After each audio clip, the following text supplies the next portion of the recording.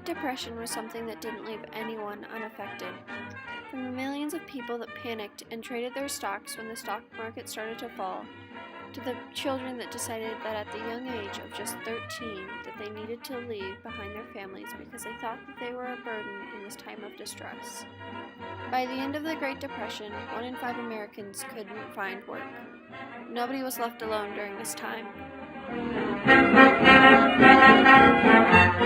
The Great Depression started as a result of multiple events, but the event that started it all was when the consumers didn't spend as much as they used to.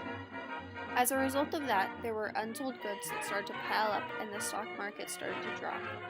While this may have been a normal occurrence and the stock market would have naturally gone back up, 12.9 million stockholders freaked out and traded the stocks that they owned. This was then known as Black Thursday.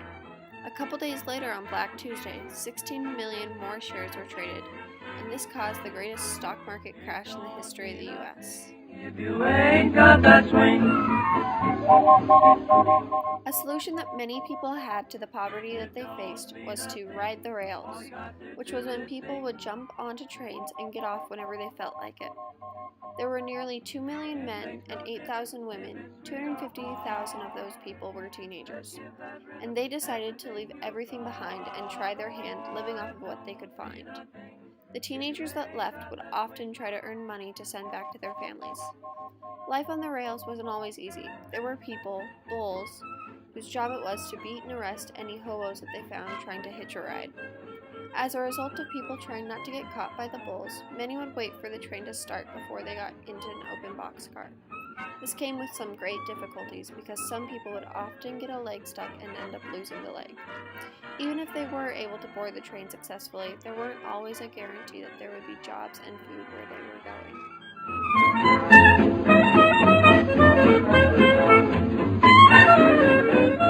American farmers were one of the first people to actually feel the effects of the Great Depression, nearly a decade before everyone else. The farmer income plummeted after World War I because the American farmers were feeding Europe during the war. As a result of the demand of their crops being incredibly high, the farmers were able to raise their prices. Although after World War I ended, and Europe no longer needed our help, the farmers were no longer in as high of a demand. Crops started to pile up, and so there was no scarcity of crops, which caused prices to plummet. President Franklin Roosevelt was trying to solve the Great Depression by creating different administrations to help the different areas that were struggling. One of the administrations that were created was the Agricultural Adjustment Administration, or the AAA, and their goal was to help the farmers create artificial scarcity with their products to raise the prices and demand.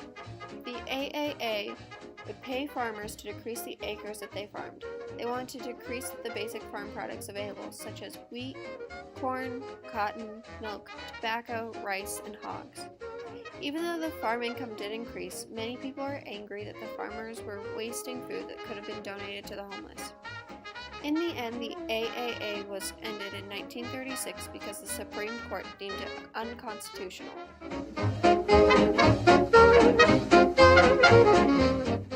The beginning of World War II can be credited with the ending of the Great Depression. It created over 17 million jobs because the military suddenly had a demand for lots of different workers. There was a new demand for workers to help build airplanes, tanks, warships, and rifles. Many men also went off to be soldiers in the war, and in doing so, they left behind many jobs that would need to be filled. Women would come in to fill these jobs as welders, electricians, and engineers. This was a big step towards women being viewed as equals in the workplace. While many people thought that the beginning of World War II was the end of the Great Depression, President Franklin Roosevelt was convinced that the unemployment rates would go back up after World War II ended. But because he saw the unemployment rates going downhill, he actually ended a lot of his New Deal programs and never ended up reinstating them after World War II ended. There are a lot of theories as to why the Great Depression ended, but it's an undisputed fact that World War II was a large factor when it came to the end of the Great Depression. The Great Depression influences our society today more than we admit. The individuals that experienced the Great Depression were obviously much more frugal with their money, even long after the event ended. They tried to pass on the ideals that they had about money to their own children, but that wasn't always what happened. When these children that grew up in tight households finally experienced the world on their own, they weren't always sparing with what they spent their money on because they wanted to stray from their parents' ideals.